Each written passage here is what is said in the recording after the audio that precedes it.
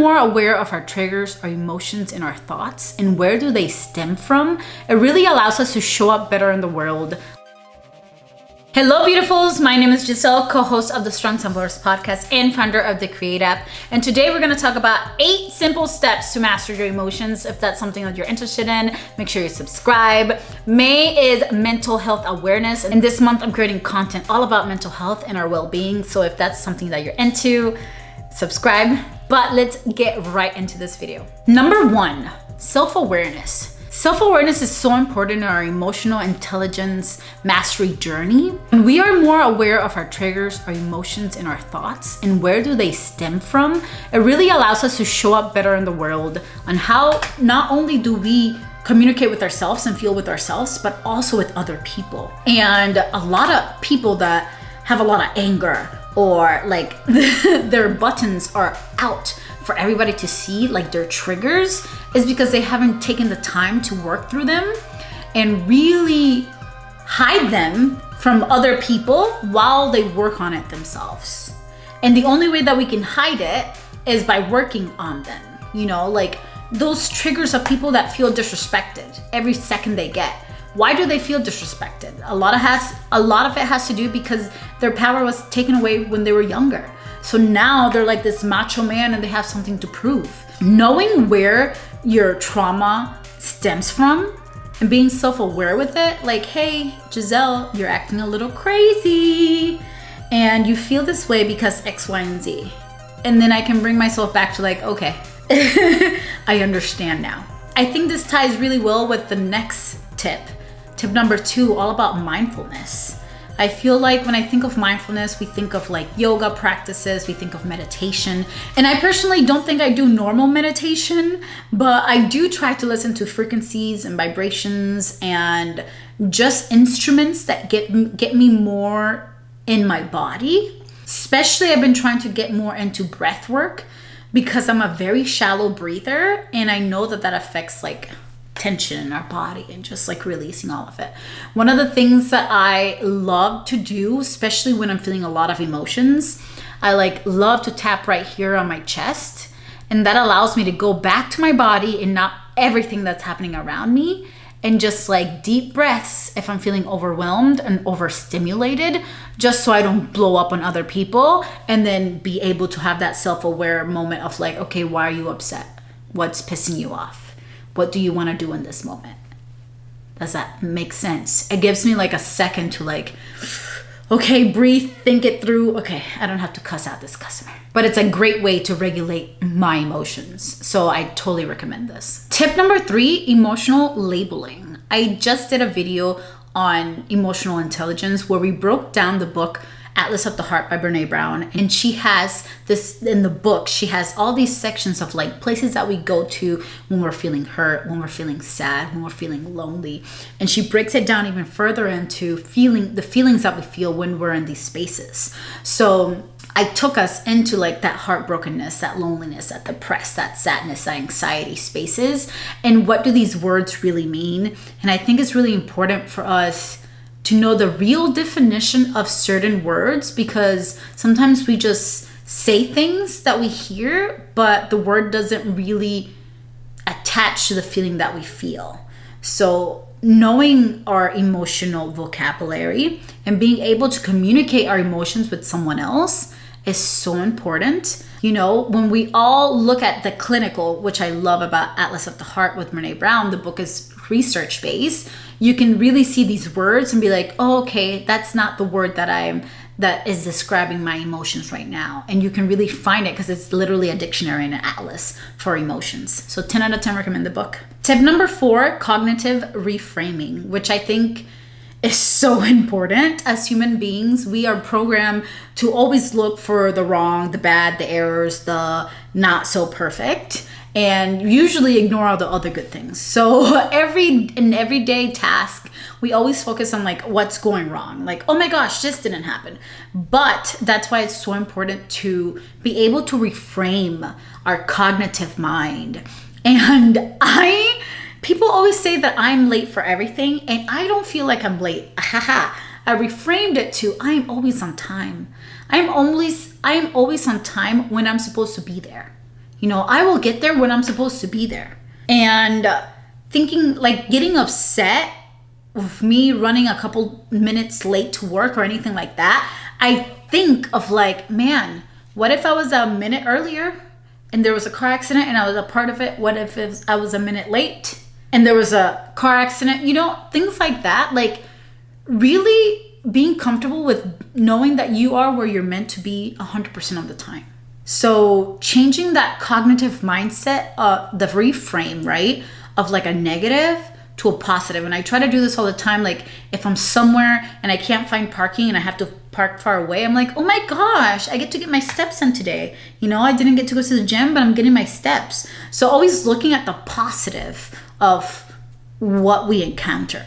Number 5, emotional regulation. I feel like sometimes we feel too many emotions, and even though we're working on them, finding ways that we can release these emotions or regulate them is always best. So like I said, I love to tap my chest. That helps whenever I'm feeling those big emotions. But I know a lot of people love to like do sports, go to the gym, run, go for a walk, play their violin, do an instrument, draw, journal. I know a lot of these things are very calming to our emotions, and being able to dump it like in a journal. Or like me, I love creating content and I love filming and doing like camera to camera videos. So usually when I'm feeling an emotion, or if I'm going through something or just learn something, I'll make a video of it. And that just helps me feel all of my emotions, validate my emotions, being able to see when I'm acting a little crazy, but then like, woosah, I feel much better. Tip number 6 is setting boundaries. And if you follow us on the podcast, the Strong Sunflowers podcast,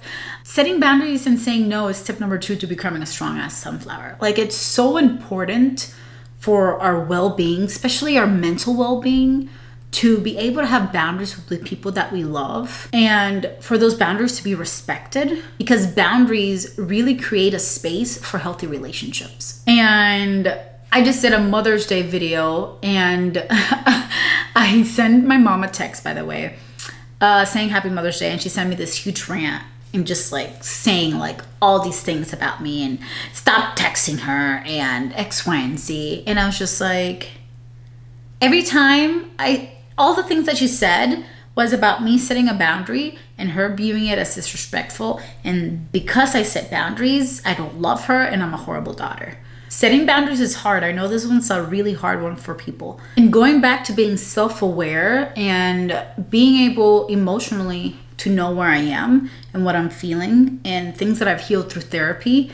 And then also being able to put myself on my mom's shoes and being able to see her emotions and her hurt, and knowing that she is not that good at controlling her emotions puts me in a pickled spot, because even though I understand her, like baby Giselle is still hurt by that. And the way that I help myself is by creating those boundaries that she doesn't respect. So it's getting hard out here. I keep getting in this pickle, but like I will choose me 100% of the time. I refuse to let toxicity into my life. I refuse to let people that don't respect my boundaries in my life without following the boundaries. Because those boundaries are not just meant for me, it's meant for you, for us to have a healthy relationship. And number 7, goal setting. I think goal setting really provides you a direction or where you want to go. And whenever we're doing something big or even something small, like there's a lot of emotions. There can be excitement, which if you watch my other video all about emotional intelligence, we know that excitement and anxiety literally feel the same. One's a good thing, one's a bad thing, but they literally all feel the same. You get like clammy hands, your heart rate starts racing, you get like butterflies in your stomach, like you might want to throw up. But having goals really allows us to set the direction of like, oh my gosh, I really want to achieve this. And being self-aware and being really honest with yourself of like, okay, I'm trying to achieve this goal. Like right now, I am creating an app. I am creating an app that there's nothing like it in the market. I don't know anything about tech. I am a Black Hispanic woman.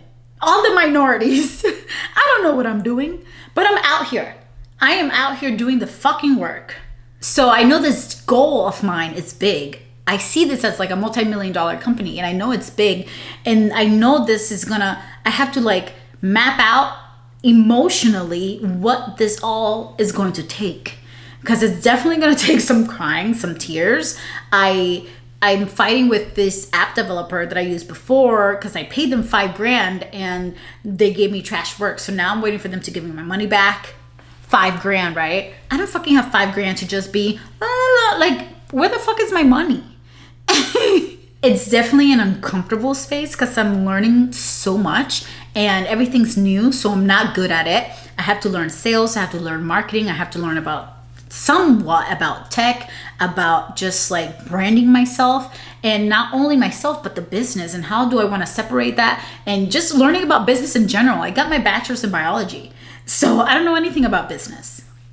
I think I'm really good, actually. I'm super excited to put all these things into practice, but setting those goals and being able to picture also the emotions behind those goals, because when we're feeling it, when we're in it, when we're feeling sad, depressed, depleted, like really knowing that, hey, this is part of the journey, this is the stemming process, the sucky part, like it's gonna get better, I think it's really important. And number 8, self-care. Don't forget to take care of yourself throughout the process.